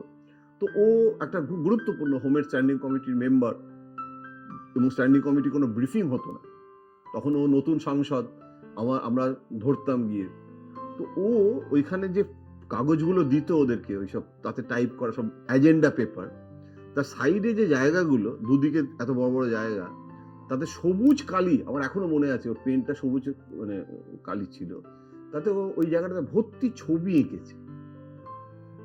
আর ডান দিকে ওই কি কি পয়েন্টস বলেছে 1 2 3 4 করে, সেটা আবার অন্য কালিতে, মানে দুটো পেন ছিল। এবং ওই পয়েন্টসগুলো আমাদের দরকার, কারণ ওগুলো কি হয়েছে না হয়েছে। কিন্তু এই যে বাঁদিকে যে ছবিগুলো আঁকতো, আলপনা যেটা আমরা বলি, আলপনা তো উঠেই যাচ্ছে আজকাল, আলপনা জিনিসটাই কিরকম চলে যাচ্ছে, ওর মধ্যে কিন্তু একটা আলপনা আকার, এবং এই যে তৃণমূলের যে সিম্বলটা, সেটাও তো নিজে হাতে এঁকেছিল। এবং সেটা কিন্তু মানে অনেকে জানে না, অনেক আগেই, মানে তখনও কংগ্রেসে, এবং ও ওই ছবিটা তখন থেকেই ও ভাবছিল যে সীতারাম কেশরি আর এরা যেভাবে আমাকে তাড়ানোর মানে একটা পরিস্থিতি তৈরি হচ্ছে, সোমেনদা তখন কংগ্রেস প্রেসিডেন্ট, তখন যদি দল করতে হয়, একটা সাদা কাগজে ওই ছবিটা এঁকেছিল, এবং কেউ দেখেনি সেটা। মুকুল ছিল সেদিন দিল্লিতে, ওর নর্থ অ্যাভিনিউর বাড়িতে, এবং MS ফ্ল্যাট ছিল, multi storey flat, 4th floor. ও মুকুলকে ওইটা হাতে দিল, দিয়ে বলে এটা রাখো। এবং মুকুল তখন খুব শার্প, আজকের মুকুল তো নয়। মুকুল বলল, দিদি একটা কাজ করি, আমরা দল করি বা না করি, নির্বাচন কমিশনের কাছে একটা দলের আর্জি জানিয়ে এই ছবিটা প্লেস করে রাখি, এটাই আমাদের সিম্বল হবে তৃণমূলের। এবং ওটা কিন্তু অনেক আগে মুকুল গিয়ে জমা দিয়ে এসেছিল সে বছর। দিনটা আমার এখনো মনে আছে, 17 ডিসেম্বর। আমার এটা শুনতে শুনতে মনে হচ্ছে আমি একটা শর্ট ভিডিও দেখছি। 17 ডিসেম্বর আমার এখনো মনে আছে দিনটা। সেটা মনে রাখার একটা অন্য কারণ আছে, আমার ছেলের জন্মদিন, সেই জন্য 17 ডিসেম্বরটা অব্দি আমার মনে আছে। এবং তার মানে কি, তার মানে মমতাকে যারা মনে করে যে মমতা কাণ্ডজ্ঞানহীন, মমতা ইমোশনের মধ্যে দিয়ে শুধু রাজনীতি করে, আবেগ এবং প্রজ্ঞা দুটোর কিন্তু ওর মধ্যে একটা কম্বিনেশন। আর এই যে স্মৃতিশক্তি, আমি শুনেছি যে যখন জেলায় যান টান, সাধারণ পুলিশ অফিসার আইসি তারও নাম জানেন, মনে রাখতে পারেন। এটা কি ব্রাহ্মী সাক্ষাৎ মমতা? না, আমার যেটা মনে হয়, যেটা প্রণববাবু কারো নাম মনে রাখতে পারতেন না, প্রণববাবুর এত ফটোগ্রাফিক মেমোরি, 1956 সালে কি হয়েছিল, মানে আমরা বরং প্রণববাবুর কাছে গেলে বলতাম যে আজকের ক্যাবিনেটে কি হয়েছে সেটা জানতে চাইছি, আপনি 1956 থেকে শুরু করেছেন, আমাদের তো সন্ধ্যেবেলা অফিস যেতে হবে, তো উনি সব কিছু কিন্তু নাম মনে থাকে কিন্তু নাম মনে রাখতে পারেন না, কোনো জেলাতে গিয়ে, কেন গ্রাসরুটের লোক ছিলেন না, এবং উনি স্বীকার করেছেন প্রণববাবু বারবার। মমতা বন্দ্যোপাধ্যায়ের স্মৃতিশক্তি শুরু থেকেই মমতা প্রত্যেকটা জেলাতে, এবং জানো তো মানে জেলার কোথায় কি দোকান আছে, মানে ওনার সাথে জেলা গিয়ে দেখেছি কোথায় অমুক গলিতে মিষ্টির দোকান আছে, ওখানে ভালো কচুরি করা হয়, মানে এই যে, এবং এই গ্রামে পুলিশের কনস্টেবল থেকে শুরু করে ওখানে অনেককে চেনে, এবং এমন নয় যে তারা তৃণমূল করে বলে, মানে পুলিশের কথা ছেড়েই দিলাম, যে রাস্তায় যেতে যেতে ট্রাফিক পুলিশের সাথে তাতে অনেক সময় বড় বড় পুলিশ অফিসারদের অসুবিধা হয়ে যায়, মানে হায়ারার্কি ফায়ারার্কি, ও তো আর দাদা বলে ডাকে তো অর্ধেক লোককে, মানে এটা হয়তো অধস্তর কোনো কর্মচারী, লিফটের লোকটাকেও তো দাদা বলে। তো এই যে অদ্ভুত ব্যাপার, এবং লিফটম্যান যে তার সাথে শুধু দাদা বলা নয়, মানে গ্রামে গিয়েও আমি দেখছি যে কি গণেশ দা কি খবর, মানে এই যে জিনিসটা এটা না, কি করে এই স্মৃতিশক্তিটা কি করে? এইটা স্মৃতিশক্তি আমার যেটা মনে হয় সেটা হচ্ছে যে কোনো একটা বিষয়ে যদি আগ্রহ থাকে মানুষের, আমরা সেটাই মনে রাখি, যেটা ওই একটা ফ্রয়েডিয়ান দারুণ গল্প আছে যে বউ বলেছিল যে আমার স্ত্রীকে, আমার মাকে এই চিঠিটা দিয়ে তুই পোস্ট করে দিও, 6 দিনের মাথাতেও হাজব্যান্ডের চিঠিটা ফেলেনি, ওর পিঠে লিখে দিয়েছিল যে আমার স্বামীকে একটু মনে করিয়ে দেবেন যে আমার মাকে চিঠিটা যাতে ড্রপ করে দেয়, হ্যাঁ, তো এবং যেখানেই যাচ্ছে, আচ্ছা আপনি আপনার শাশুড়িকে চিঠিটা ফেলেছেন তো, তো বুঝতে পারছেন না যে কি হলো, তো যেটা তখন ফ্রয়েড লিখেছিল যে ওটা মনে রাখতে চায় না, অবচেতন মনে, মমতার যেটা মনে রাখতে চাইছে না, এত তীব্র রাজনৈতিক মানে অভিলাষ, সেই জায়গাটাতে ওর একটা ইচ্ছে ছিল যে আমি ওই গ্রাসরুট পর্যন্ত কিন্তু যাবো। আজকে তো সেইটা সেই মঞ্জিল হয়ে গেছে, করায়ত্ত হয়ে গেছে, আজকেও কি করে মনে রাখেন? আজকে যেটা হয়েছে যে মনে রাখেন কি এখনো করে? এখনো শিথিল হয়নি, কিন্তু সেটাই বলছি যে হয়তো যোগাযোগটা অনেক, নিরাপত্তার যতই বলুক মুখ্যমন্ত্রীর একটা বাধা নিষেধ থাকা উচিত, কিন্তু ওর মাথাটা সবসময় কাজ করে, এবং আমাকে একদিন বলছিলেন উনি যে অতীতের কোনো ঘটনাও মানে উনি না ভোলেন না, কবে কি হয়েছিল, কি কে কি করেছিল, সেটা পাবলিকলি হয়তো আলোচনা করছে না, এবং কিরম ভাবে রিলেট করে, মানে সুব্রত মুখার্জির বাড়িতে অমুক ছেলেটা আসতো, সেই ছেলেটা যখনই সুব্রতদার কাছে গেছিস তাকে দেখেছে, এবারে সে তারও বয়স হয়েছে এবং সে তৃণমূলে এসেছে, তার যারা ছেলে তারা, তো এটা না ও সারাদিন ধরে এটা চর্চা করে সিস্টেমের মধ্যে ঢুকে গেছে। সিস্টেমের মধ্যে, তার ফলে ওই নামগুলো জানা, মনে রাখা, মানে সমস্ত কিছু একটা অদ্ভুত। আমি সৌরভকে দেখেছি প্রায় 50-60টা মোবাইল নম্বর নাগাড়ে বলে দিতে পারে, 50টা জাস্ট না দেখে। আমরা যেরকম মোবাইলে এখন এমন হয়ে গেছে যে তুমি তোমার ড্রাইভারের নাম্বারও তুমি না দেখে বলতে পারবে না, আমি তো মনে সৌরভকে 50-60টা মোবাইল নম্বর অনর্গল বলে দিতে পারে। এবং মমতার যে মোবাইলের যে দক্ষতাটা সাংঘাতিক। আমি তো এটাই জিজ্ঞেস করছি যে এটা কি সাংঘাতিক। করে এই বয়সে এটাকে আমার মনে হয় কোনো কোচ আছে শিওর, তুমি নাম জানো না? না, সেটা কোনো কোচ নেই, ফিটনেস কোচ, না। ফিটনেস গুরু না, মমতার পছন্দের চিকিৎসক আছেন, কিছু চিকিৎসকরা অনেক সময় মমতার কাছ থেকেই বকুনি খান যে আপনি এটা ভুল ওষুধ দিয়েছেন, মানে মমতার কিন্তু মানে 50 mg না মানে কত এমজি পর্যন্ত ওষুধ প্রেসক্রিপশন করলে বলে, তো সেখানে কিন্তু কোচ মানে কি রকম, মমতা সকলের কাছ থেকে কিছু কিছু জিনিস কিন্তু আরোহণ করে, এবং ও যখন সেটাকে আহৃত হচ্ছে, ও মানে ব্যাপারটা হচ্ছে যে কি, যে ইন্দ্রনীল গান গায়, তো ইন্দ্রনীলের তো একটা সহজাত গানের গাওয়ার একটা ক্ষমতা আছে, সে মুখে মানে মমতার সামনে হয়তো বিনয় প্রকাশ করলেও মমতা তো জানে যে ওর একটা ট্যালেন্ট আছে, এবং সেটা থেকে যদি কোনো টিপস মমতা কিন্তু তার কাছ থেকে যে টিপসটা পাচ্ছে না তা নয়, এটা আমি একটা ছোট্ট উদাহরণ দিলাম। তো এরকম চিকিৎসক আছেন যেরকম এটা করা উচিত ওটা করা উচিত না, আজকাল আবার দেখছি মমতা খুব কনসিয়াস হয়ে গেছেন, আগে বলতো না, বলে আমি এটা আমার মতো করে বললাম, তবু আপনি আরেকবার ডাক্তারকে দিয়ে ক্রস চেক করে নেওয়াটা ভালো, আগে এটা বলতো না, ইদানিং দেখছি মানে একটা কোনো ওষুধ বললে, কারণ ওষুধ বলার এই গল্পটা আমি লোভ সামলাতে পারছি না, ডক্টর রঞ্জিত পাঁজা মানে অজিত পাঁজার দাদা, উনি তো কিংবদন্তি স্কিন স্পেশালিস্ট, তার অ্যাপয়েন্টমেন্টই পাওয়া যেত না, তো বাড়িতে এসেছে মমতা বন্দ্যোপাধ্যায়ের বাড়িতে, এবং সেখানে মমতা বন্দ্যোপাধ্যায় ওই রকম একটা রান্না বানিয়েছে, একটা মুরগির মাংস বানানো হয়েছে, মমতা সময় কোথায় থাকে? আরে বাপরে বাপ, সে সাংঘাতিক, মানে মমতা ঘুমন কতক্ষণ দিনে? কম, 4-5 ঘন্টা। মমতা যদি ইন্দিরা গান্ধী নাকি 4 ঘন্টা ঘুমোতেন, 4-5 ঘন্টাই। জাস্ট 4-5 ঘন্টা। এবং অন্য সময় যে দুপুরবেলা একটু ঘুমিয়ে নিলাম, যেন প্রণববাবু কিন্তু দুপুরবেলা ঘুমোতো আচ্ছা, বিধান রায় স্টাইলে। ওটা একটা দুপুরবেলার একটা, ওটা প্রণববাবুর মাস্ট। সিদ্ধার্থ রায়? কিন্তু সিদ্ধার্থ রায়, ওরে বাবা, সিদ্ধার্থ রায় তো ঘুমের জন্য বিখ্যাত ছিল। তার কারণটা, উনি যখন বিকেলবেলা কেউ গেছিল, বলেছিল সিদ্ধার্থ রায়কে যে উনি উঠে পড়েছেন কিন্তু একটু বিশ্রাম নিচ্ছেন, মানে ঘুম থেকে ওঠার পরে 0.5 ঘন্টা একটা চা দিয়ে আসা হয়, উনি তারপরে 0.5 ঘন্টা বিশ্রাম নেন ইজি চেয়ারে। ওটা বিছানা থেকে ইজি চেয়ারে এসেছেন। তো মানে ঘুমেরও নানান রকমের। তো মমতা বন্দ্যোপাধ্যায় যে মমতা 4 ঘন্টা ঘুমিয়ে এরকম দৌড়ঝাঁপ করে, উনি কি উইকলি ফ্লাইটেও ঘুমোয় না তো। ফ্লাইটেও ঘুমোন 2 ঘন্টা সময় পায়, ইচ্ছে হলে ঘুমোতে পারে। ঘুমোন না? না, ঘুমান না। কিন্তু উইকলি কি কোনো মেডিকেল চেকআপ হয়? কি করে নিজেকে ঠিক রাখেন? না, উইকলি মেডিকেল চেকআপ হয় না। কিন্তু উনি যেটা করেন সেটা হচ্ছে যে খাওয়া দাওয়াটাকে নিয়ন্ত্রণে রাখেন একদম। যে যাই বলুক, আমার তো মনে হয় কম খান। মানে ওর সঙ্গে বসে খেলে তো খাওয়া যায় না। মানে এত, কেউ যদি পাশে বসে স্বল্পাহারী। এত স্বল্পাহারী হয়, এই আমি আডবাণীকে দেখতাম, মানে একটা মিষ্টি দিলে তার একটা টুকরো এইটুকু খায়। তাহলে যে আপনি যদি একটা টুকরো খান, আমি তো মানে লজ্জায় তো দুটো নিতে পারছি না, না মানে আপনি এরকম করলে কি করে হবে? তো বলে না, তুম লোগ খাও, তুম লোগ বাচ্চে হো। তো কিন্তু মমতার সাথে বসে খাওয়াই যায় না তো। কিন্তু এই যে সবাই বলতো যে মমতা বন্দ্যোপাধ্যায় এত দেরিতে ঘুমোন রাত্রিরে, আমার মনে আছে মমতা বন্দ্যোপাধ্যায়কে এখন অতটা রেগুলারলি কভার করতেন এরকম একজন সাংবাদিককে, আমার সহকর্মী ছিলেন, তুমিও চেনো, তাকে আমি সকাল 11টা নাগাদ ফোন করেছিলাম, বেশ কয়েক বছর আগের কথা, পাইনি, দুবার।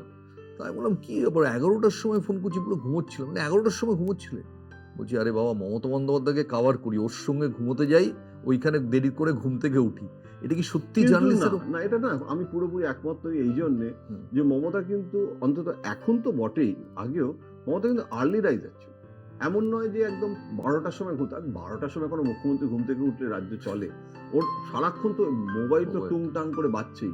এবং একটা মোবাইল, যেটা সৌরভ নিজেও একটা অনুষ্ঠানে বলেছেন যে এরকম SMS ফ্রেন্ডলি চিফ মিনিস্টার মানে এমন হয়নি কখনো যে SMS করে টেক্সট উত্তর করেছি পাইনি। উত্তর পাইনি। এবং সেখানে মানে আচ্ছা, আরেকটা জিনিস তুমি ভেবে দেখো, টাইম ম্যানেজমেন্ট। একটা তো হচ্ছে মনে রাখা, আর একটা হচ্ছে যে যখন যেখানে ছুটে যেতে হয়, মানে আচ্ছা, এই বাড়ির রান্নাটা কে করে? বাড়িতে রান্না করার পাচক আছে অ্যাকচুয়ালি। আচ্ছা। ও খুব অনেক দিনে, যার কথা বলছিলাম। কিন্তু পাচক থাকলেও মমতা নিজে এখনো সুযোগ পেলেই কিন্তু রান্না করে। তাই। এবং কালী পুজোর দিন যে ভোগ হয়, একটা তো সাধারণভাবে খিচুড়ি পাচক করলো, কিন্তু ও নিজে হাতে রান্নাঘরটাও কি শোয়ার ঘরের মতো ছোট? না, রান্নাঘরটা একটু ছোট ছোট। মানে শোয়ার ঘরটার পাশে মা, যে ঘরটা শুতেন, মা চলে যাওয়ার পর ওই ঘরটাতেই লোকজন বসেন, ওইখানেই ভাইফোঁটা হয়, ওইখানেই অনেক সময় কেউ গেস্ট এলে ওখানে বসে। কারণ বেডরুমটা এত ছোট যে সেখানে একজন লোক বসতে পারে, একজনের বেশি হলে সে বসে, যে একজন বসবে তাকেও অনেক সাবধানে বসতে হবে, উঠতে গেলে হয়তো তাকে মাথাটা ঠুকে যেতে পারে। তো রান্নাঘরটাও ছোট, মানে ওখানেও মানে ছোট, একটু ফালি মতো। কিন্তু ওখানে আমি নিজের চোখে যেটা দেখেছিলাম সেটা হচ্ছে ও একটা আলাদা খিচুড়ি বানায়। যে খিচুড়ির স্বাদ কিন্তু আমার মুখে এখনো লেগে থাকে। ওইটা কালী পুজোর দিন, মানে ওটা কাজু টাজু এটা তুমি চিফ মিনিস্টার বানিয়েছো, অমনি তোমার মুখে স্বাদ লেগে গেছে। না, ওটা নিজে হাতে না ও গাল তৈরি করে এবং নিজের বাড়ির প্রত্যেকটি বউকে, মানে ভাইয়ের যারা বউ হয় তাদের মুখে করে ও খাইয়ে দেয়। আজকে কিন্তু গোটা পরিবারের বড়দা যেটাকে আমরা বলতাম, ওই কিন্তু দাদার ভূমিকা। মানে আজকে যদি আমি মানে মমতার পুরো ম্যাগনেটের মতো পরিবারেরটাকে ধরে রেখেছি, বাবা তো তাড়াতাড়ি মানে চলে যান, তার ফলে দাদা ছিল, কিন্তু দাদাকেও বুদ্ধি দিয়েছে ছোটবেলায় যে দাদা এইটা কর, এই টাকাটা যেটা একটু তো আছে, এই টাকাটা এখানে যে দিয়ে দে। তার মানে ওর কিন্তু পুরোপুরি বুদ্ধি ছিল। নকশালরা ওকে চেয়েছিল, জানো তো? তাই। ও যখন নকশাল মুভমেন্ট চলছে সেই সময় তো রাজনীতিতে এসছে, এবং তখন ওর গলিটাতে সে বোম পড়ছে, ওর মধ্যে একটা মারকাটারি ব্যাপার ছিল। নকশালরা চেয়েছিল, ও কিন্তু ছাত্র পরিষদই করেছিল তখন। ও নকশালদের বিরুদ্ধে তখন, মানে ওর মধ্যে কিন্তু একটা অ্যান্টি কমিউনিস্ট আর জাতীয়তাবাদী একটা ডিএনএও কিন্তু ছিল, এবং সেটা তখন একটা কথা বলো, যে আমি একদম অন্য প্রসঙ্গে বলছি, আমার মনে আছে আমি 1992-তে কপিল দেবকে একটা শারজায় ইন্টারভিউ করছিলাম। 1992 বছরটা এই জন্য উল্লেখ করলাম যে 94-তে কপিল দেব অবসরই নিয়ে নেন, অর্থাৎ একদম গোধূলি বেলায়। তাতে একটা প্রশ্ন ছিল, এই কিছু একটা সফিস্টিকেশন বা কিছু নিয়ে আমার মনে হয় কপিল খুব হেসে বলেছিলেন যে একটা উনি কিছু একটা বলছিলেন, আমি বললাম যে এটা তো ভাবাই যায় না বা এই ধরনের। বললো ভাবা যায় না কেন? আমি বলে? আমি বললাম, না আপনি বলে কেন? বলছে যে জোকস অ্যাপার্ট, আপনারা তো আমাকে কোনো নম্বরই দেননি। কারণ আমি শুধু মনে মনে হাসতাম। কেন নম্বর দেননি জানেন? আমি ওই যে বলেছিলাম পামালিভ কা জবাব নেই। ওই সময় আপনারা বললেন এই তো একটা এসছে, একটা কোথাকার কে, আন্ডার এস্টিমেট করতে শুরু করলেন। আমি সেগুলো দেখতাম, বুঝতাম আর হাসতাম। আর ভাবতাম আমি কিন্তু যে লোকগুলো আমাকে আন্ডার এস্টিমেট করছে তাদের চেয়ে বেশি বুদ্ধিমান। আমি কেন এই কনটেক্সটে বলছি যে 70-80 দশকের কলকাতায় একটা যে আবহ ছিল, তুমি আমরা একই সময় বড় হয়েছি, সেই সময় এখনকার ছেলেমেয়েরা ভাবতেই পারবে না যে তখন ঘটি বাঙাল বিয়ে নিয়ে কিরম অশান্তি হতো। ব্রাহ্মণ কায়স্থ বিয়ে নিয়ে আমি অনেককে দেখেছি বাড়ি থেকে বের করে দেওয়া হয়েছে, তাদের বাচ্চা হওয়ার পরে বাড়ির লোক আবার তাদের ফিরিয়ে এনেছে। এবং উচ্চবিত্ত ব্রাহ্মণদের মধ্যে একটা খুব নাকুচু ভাব কাজ করত। ওই সময় যারা রাজনৈতিক সংবাদদাতা, আমি তাদের একটা তালিকা করছিলাম, আনন্দবাজারে ধরা যায় দেবাশিস ভট্টাচার্য, সুমন চট্টোপাধ্যায়, সৌম্য বন্দ্যোপাধ্যায়, আজকালে অরুন্ধতী মুখার্জি, বর্তমানে জীবানন্দ, তুমি, পরের দিকে তুমি আনন্দবাজার এলে, মোরললেস সবাই উচ্চবিত্ত ব্রাহ্মণ।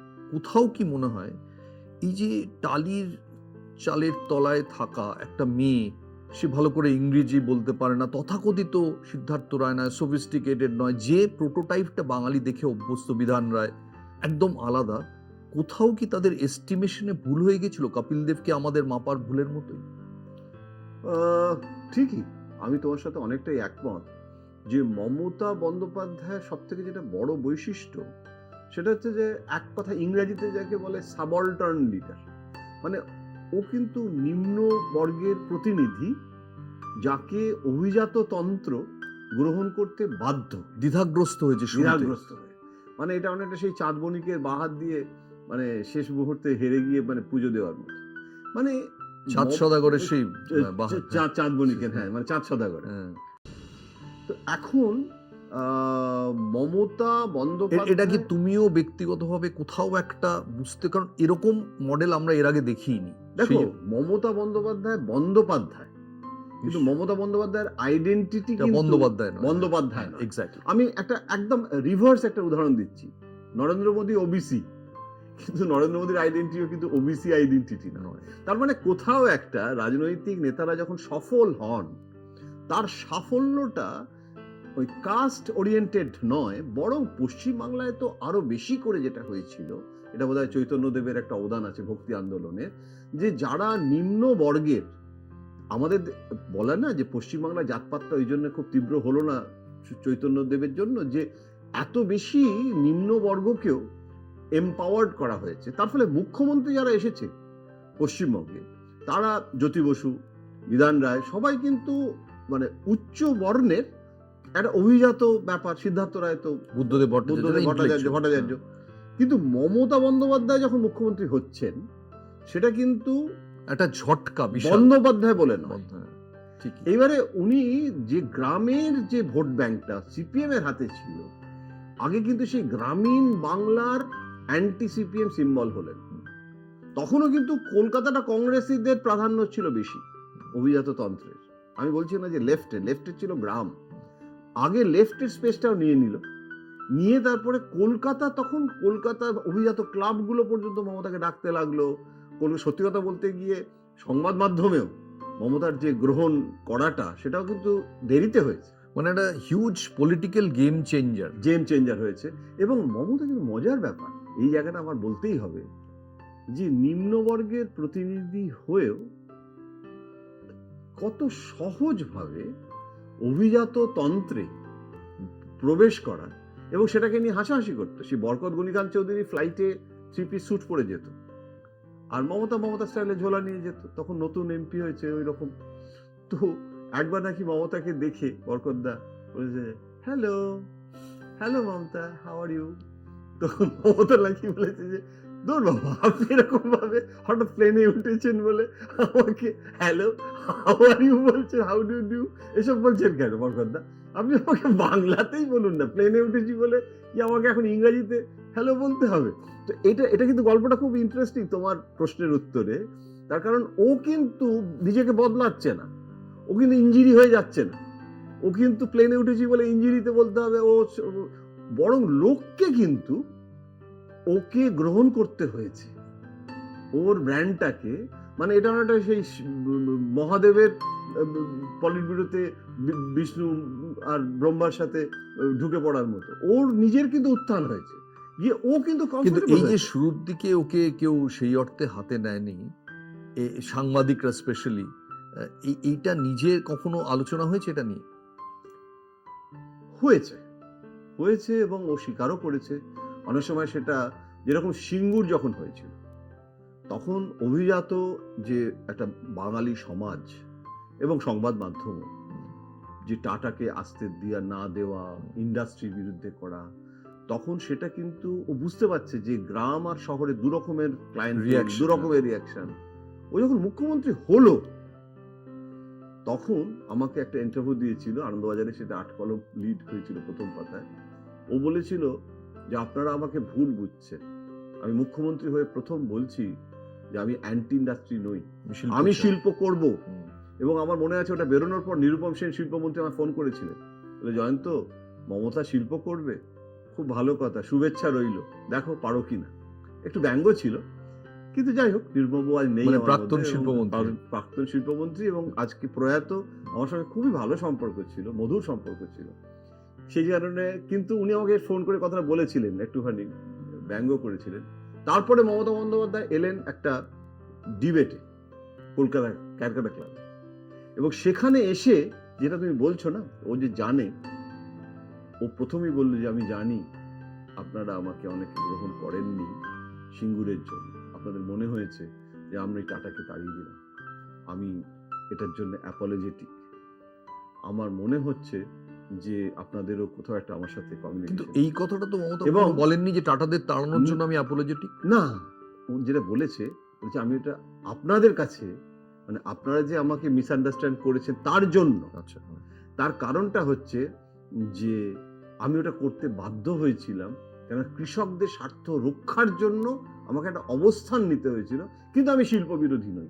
সুতরাং কিন্তু এই যে ক্যালকাটা ক্লাবে এসে ওই অভিজাত সমাজের সামনে দাঁড়িয়ে এই যে কথাটা বলা, অ্যাপোলজেটিক ওয়ার্ডটা আমার ওয়ার্ড, ও যেটা বলেছিল এক্স্যাক্টলি, যে আমার মনে নেই, যেটা বলতে চেয়েছিল সেটা হচ্ছে যে আমি জানি আমরা আপনাকে ভুল অর্থাৎ বুঝেছি, একটা ঘটনার পরিপ্রেক্ষিতে আমাকে ভুল এটা বুঝবেন। এটা ভুল বুঝবেন না, হুম। এটা এটা এটা এটা যদি আমি জানি আপনারা এটা করছেন এবং সেটার জন্য আমি দুঃখিত। তো এখন এই জিনিসটা ও জানে যে, এবং তবে হ্যাঁ, সংবাদ মাধ্যমে সম্পর্কে ওর সবসময় একটা রয়েছে যে যথেষ্ট অগ্রাধিকার দেয়া হয় না, এটা একটা ওর মধ্যে সবসময় রয়েছে, যে অনেক রকমের ভিকটিম হয় ওর এটাতে।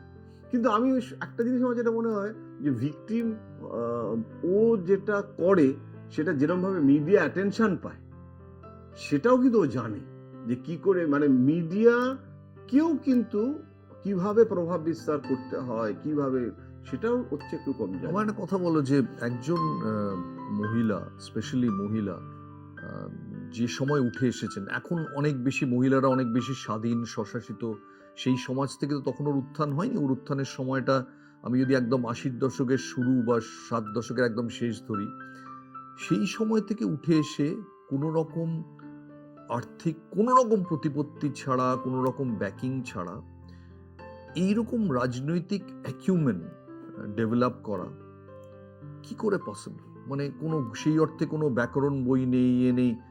মহেন্দ্র সিং ধোনি যেরকম, মানে কি করে লোকটা এসেছিল আজও কেউ বার করতে পারছে না। কিভাবে এই যে রাজনৈতিক বুদ্ধি, কৌশল, প্যাচ, এটা কিভাবে তুমি এটা ব্যাখ্যা না, করো? আমি 40 বছর ধরে দেখছি ওকে, আমার যেটা মনে হয়েছে যে ও যে একটা হ্যান্ডবুক অফ পলিটিক্স, তুমি যেটা বলছো, যেরকম ভাবে আজকাল এটা অনেক বেড়েছে, এবং আজকাল ওকেও কিছুটা করতে হচ্ছে, যেরকম বিভিন্ন রকমের সার্ভে করা, মানুষের ওপিনিয়ন নেওয়া, হ্যাঁ, যেটা পিকের যে গ্রুপ, আমাদের পিকে নিজে না থাকলেও তার সংস্থাটা আছে, এবং শুধু একটা সংস্থা না, সবকিছু একটা প্রসেসের মাধ্যমে ডেভেলপ এবং করে। সেটা ওর থেকে অনেক বেশি করেন অভিষেক বন্দ্যোপাধ্যায়, তার কারণ অভিষেক এই প্রজন্মের, অন্য স্কুল, সুতরাং অন্য স্কুল, সেখানে কিন্তু Mamata is not antagonistic to the research or idea, না, এটা মনে রাখতে কিন্তু হবে। মমতা বন্দ্যোপাধ্যায়ের স্কুলের পাঠ্যক্রম কি? এইটা হচ্ছে যে মমতা ওটা গ্রহণ করছে, কিন্তু মমতার কাছে সব থেকে বড় ওটা হচ্ছে কাণ্ডজ্ঞান, রিয়েলিটি চেক। Reality check. মানে আবার ওই রেসিপির, মানে অনেক সময় হয় না যে রান্না করে যারা, ওই রেসিপি দেখে দুটো পাতা যদি উল্টে যায়, অন্য কোনো রান্নার পদ এসে গেছে, খেয়াল করেনি, হাওয়ায় উড়ে গেছে পাতা, হয়তো অন্য কোনো রান্নার রেসিপি, সেটা হয়তো বলেছে যে 4 চামচ নুন দাও, সেটা তখন দিচ্ছে, রান্নাটাই 12টা বেজে যাবে, যারা ওই বেশি হ্যান্ডবুক দেখতে যায়। ওকে এটা ওকে বোঝার শ্রেষ্ঠ গল্প হচ্ছে, ওকে লিখে দেওয়া হয় অনেক সময় স্পিচ কোথাও যাওয়ার জন্য, কোনো ডিবেটে। এই কদিন আগেও এটা দেখছিলাম, ডিবেটে গেছিল, মানে কে লিখে দিয়েছিল? ওই যারা আমলারা রয়েছে, হুম। অনেক সময় আলাপন খুব সুন্দর করে অনেক হুম। টেক্সট তৈরি করে দেয়, বাংলা ইংরাজিতে, আলাপন বন্দ্যোপাধ্যায়। অনেক সময় অন্যান্য অনেক বিউরোক্র্যাট, যা যে যেটা জানে, অনেক সময় পার্টি থেকেও আজকাল অনেক তো রয়েছে, অভিষেকের যে টিম, তারা তৈরি করে দেয়। এমনকি দিল্লিতেও যখন মিটিং ফিটিংও যায়, গভর্নমেন্টের মিটিং, ইন্টারস্টেট কাউন্সিল বা ইত্যাদি, তাতেও তো সমস্ত পয়েন্টস করে দেয়, ছোট ছোট চিট দেয় যাতে ওর বলতে সুবিধা হয়। মানে একটা এত বড় কাগজ না দিয়ে এরকম করে টাইপ করা থাকে, যাতে পড়তে বড় বোল্ডে থাকে। ও মা, ও গাড়িতে বসে, তার আগে দেখেনি, 11টায় মিটিং, 10:30টায় বেরোলো, এবার 10:30টায় বসে গাড়িতে বললো, ওই দিন তো কি দিয়েছে তুই, বলে এবারে কাগজটা দেখে পটপট পটপট করে পাতাগুলো দেখে নিল, দেখে নিয়ে ওটা তাহলে ওটা রাখুন, ওটা যদি কাজে লাগবে আপনার, ধর দেখে বা পড়তেই ভালো লাগে না, আমি দেখে নিয়েছি, বুঝে গেছি কি আছে। তো ও না, ওর মধ্যে একটা এক্সটেম্পোর ন্যাচারাল ইনস্টিংক্ট, আর একটা স্বতঃস্ফূর্ততার ব্যাপার আছে। মানে ওকে না ওইরকম ভাবে ওটা বেসিক স্ট্রাকচারটা দেখে নিল, কিন্তু ওর কাণ্ডজ্ঞান আছে যে কোথায় গিয়ে কি বলা উচিত এবং কি বলা উচিত নয়। সেটা সে ব্রিগেডের স্পিচই হোক আর প্রাইম মিনিস্টারের মিটিং হোক। প্রাইম মিনিস্টারের মিটিং আমি অনেক মুখ্যমন্ত্রীকে দেখেছি রীতিমতো একটা কাগজে পয়েন্ট লিখে নিয়ে যায়। মমতা বন্দ্যোপাধ্যায়কে দেখি কি কি আলোচনা করতে হবে তার কোনো পয়েন্ট নিয়ে সব মাথায় থাকে।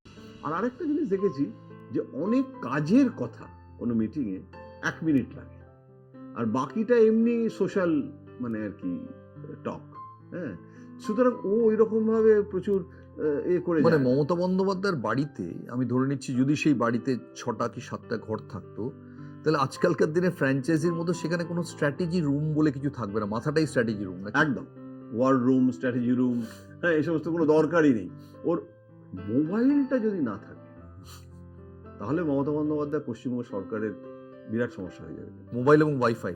হ্যাঁ, মানে হ্যাঁ, নেটওয়ার্ক যাতে থাকে, যে কারণে অনেক সময় দার্জিলিং এ বা এইসব জায়গায় গেলে যদি নেটওয়ার্কের প্রবলেম হয়, ওরও হয়, তো সাধারণ ও তো আলাদা করে কোনো একটা গ্রহ থেকে নয়, মানে ওটা তো আমরা যে সমস্যাটা ফেল করি, ওরও ও মুখ্যমন্ত্রী হিসেবে বা ঝটঝট করে মেল টেল করতে পারেন না, মেল করেন? মেল করতে পারে না তা না, কারণ ওই মোবাইলেই আজকাল তো সমস্ত হয়ে গেছে, কিন্তু মেল ও খুব একটা কিছু করে। ফেসবুক ইনস্টাগ্রাম দেখেন?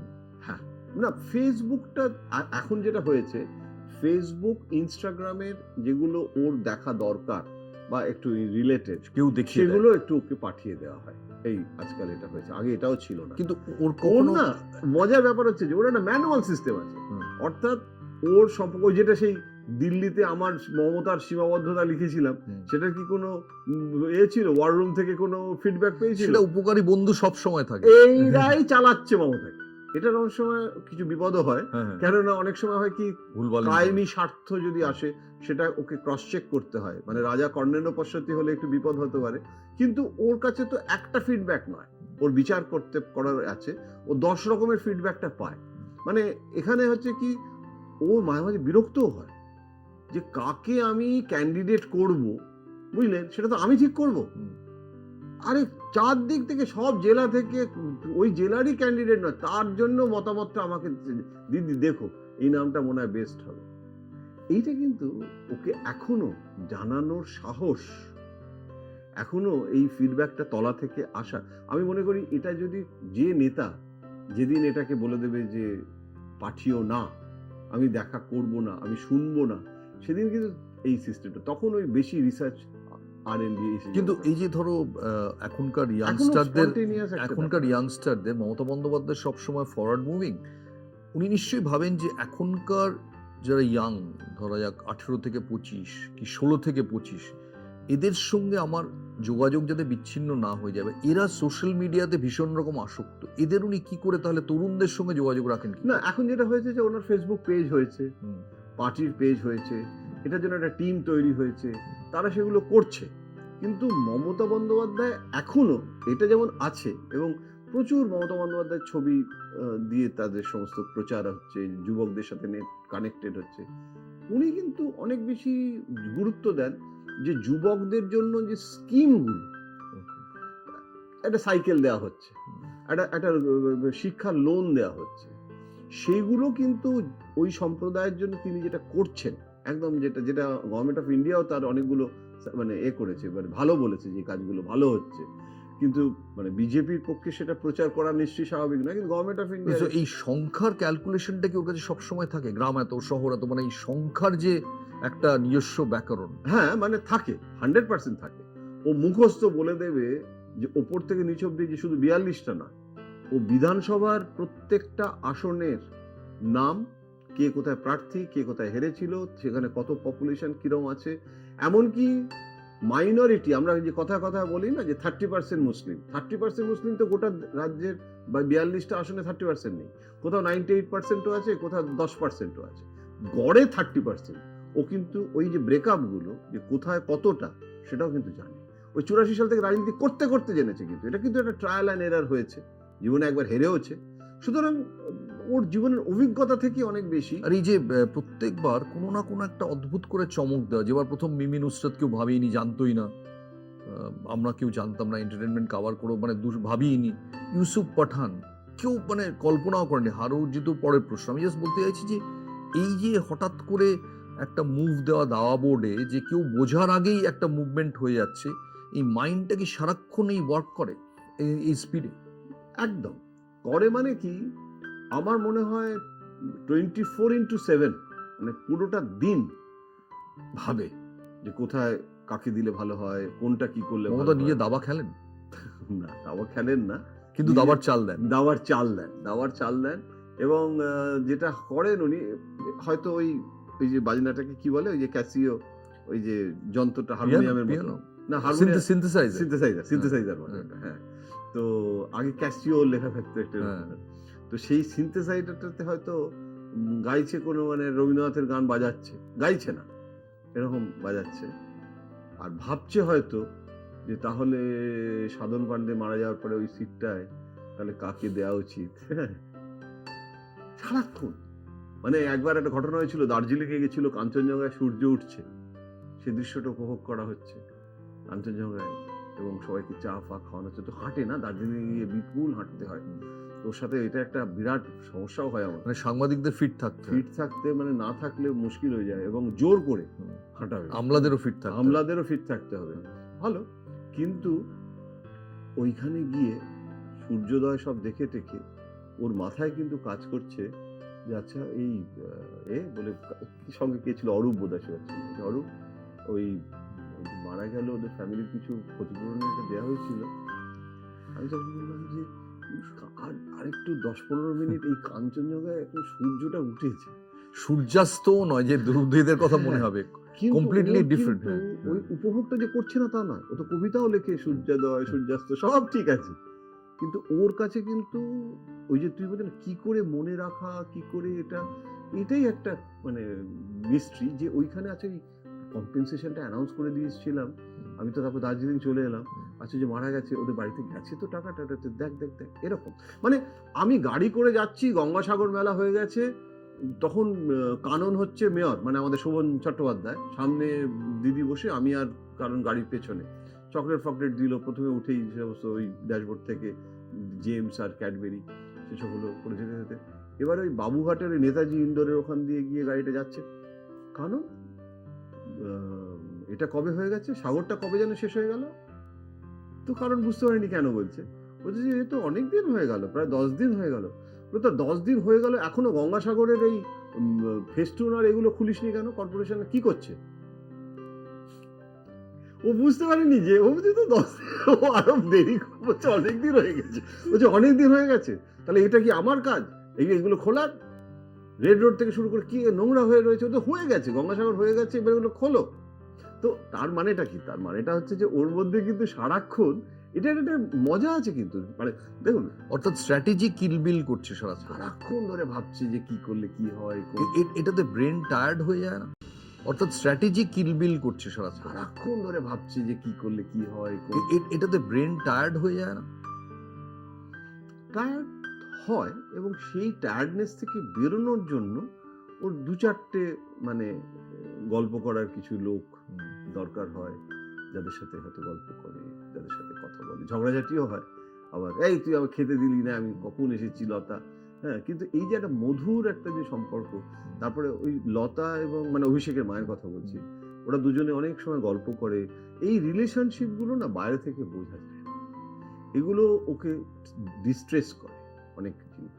ও ঈশ্বর বিশ্বাসী, এবং হিন্দুত্ব তো না হয় আজকের রাজনৈতিক বিষয়। মানে খুব ধর্ম বিশ্বাস। ধর্ম মানে কি, ও নিয়ম করে, ও যেভাবে, আমরা তো এইটুকু দেখি, সাধারণ মানুষ দেখে যে দুর্গাপুজোর সময় চণ্ডীপাঠ করছে, এ করছে, কিন্তু ওর যেভাবে বললাম যে মা বগলাকে বিশ্বাস করে, বগলা মন্দির কালীঘাটেও আছে, এবং কাকে কি ধরনের মানে এত ভালো ওর সমস্ত রয়েছে যে হলুদ ফুলটা মা বগলাকে দেওয়া দরকার, তার জন্য হলুদ ফুলটাই দিতে হবে, এবং নিয়মিত মানে গোড়া হিন্দু। ঘোড়া হিন্দু, ঘোড়া হিন্দু, সেটা কখনো দেখানোর প্রয়োজন হয়নি, কেননা এখানে তো সেই রাজনীতিটা আজকের দিন তার প্রাসঙ্গিকতাটা এসেছে। কিন্তু কেউ যদি বলে যে ও যথেষ্ট রিচুয়ালিস্টিক হিন্দু নয়, একেবারেই অসত্য। কেননা বাড়িতে মানে নানান ধরনের দেব দেবী, কিন্তু পুজো, লিবারেল হিন্দু বোধহয় একই এবং এই যে সঙ্গে। কালী পুজো যেটা হয়েছে, সেটা তো ওর ভাই নিজে হাতে করে একবার মাটির একটা ডালা নিয়ে মূর্তি বানিয়ে না, ফেলেছে। কিন্তু একই সঙ্গে হয়তো লিবারেল লোক, মানে কলকাতায় কখনো মমতা বন্দ্যোপাধ্যায় মুখ্যমন্ত্রী থাকলে গরুর মাংস নিষিদ্ধ হবে না। হ্যাঁ, মানে খাওয়া দাওয়া কিংবা অন্য আচার। ধর্মের, হ্যাঁ। খ্রিস্টান, তারপরে এই যে শিখদের নিয়ে ও তো ভবানীপুরে নিয়মিত যায়, এ করে, এবং সেটা শুধু ভোট ক্যাচিং এর জন্য নয়। না, এবং ওদের সাথে মিশে যাওয়া, ওরা কিন্তু খুব ভালোবাসে, এবং ওই যে হালুয়া খাওয়া বলেও যে খেতে ভাল লাগে ওখানে গেলে। তো ওর কালচারালি কিন্তু সকলের সাথে ওর একটা রয়েছে। আচ্ছা, মানে আমরা জয়ন্ত প্রায় শেষ দিকে চলে এসেছি। আমি জাস্ট একটা গল্প করতে করতে অনেকটা আমরা চলে এলাম।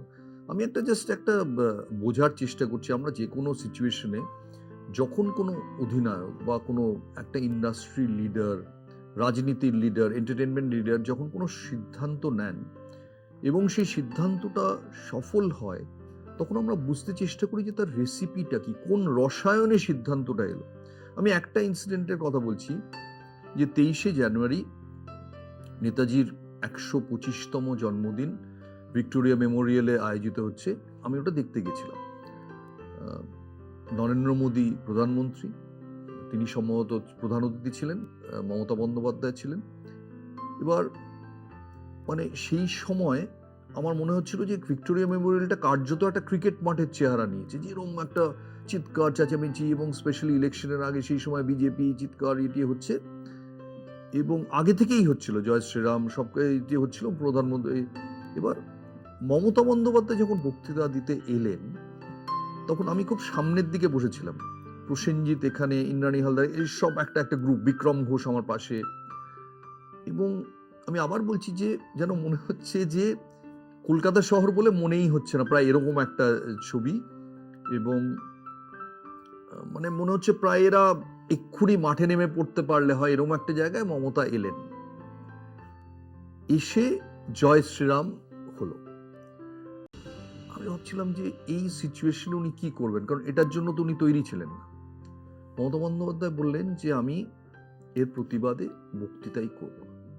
আমার সামনে সব্যসাচী দত্ত বসেছিলেন, আমার সঙ্গে আলাপও নেই, তৃণমূলে তখন বিজেপিতে ছিলেন, এখন তৃণমূলে চলে এসছেন। সব্যসাচী পাশে একজন সঙ্গীকে আমি নিজে শুনলাম, বললো সর্বনাশ হয়ে গেল, পুরো হেডলাইন নিয়ে চলে গেল। এই যে একটা স্প্লিট সেকেন্ডে এই যে সিদ্ধান্তটা, যে এখানে আমি, ওখানে ধরো অনেকে হলে হয়তো পুরোটা বলে প্রতিবাদ করতে অনেক কিছু হতো, জাস্ট বলবো না, একদম সাইলেন্ট থাকবো এটার প্রতিবাদে, এটাতে কিন্তু ইম্প্যাক্ট অনেক বেশি হলো।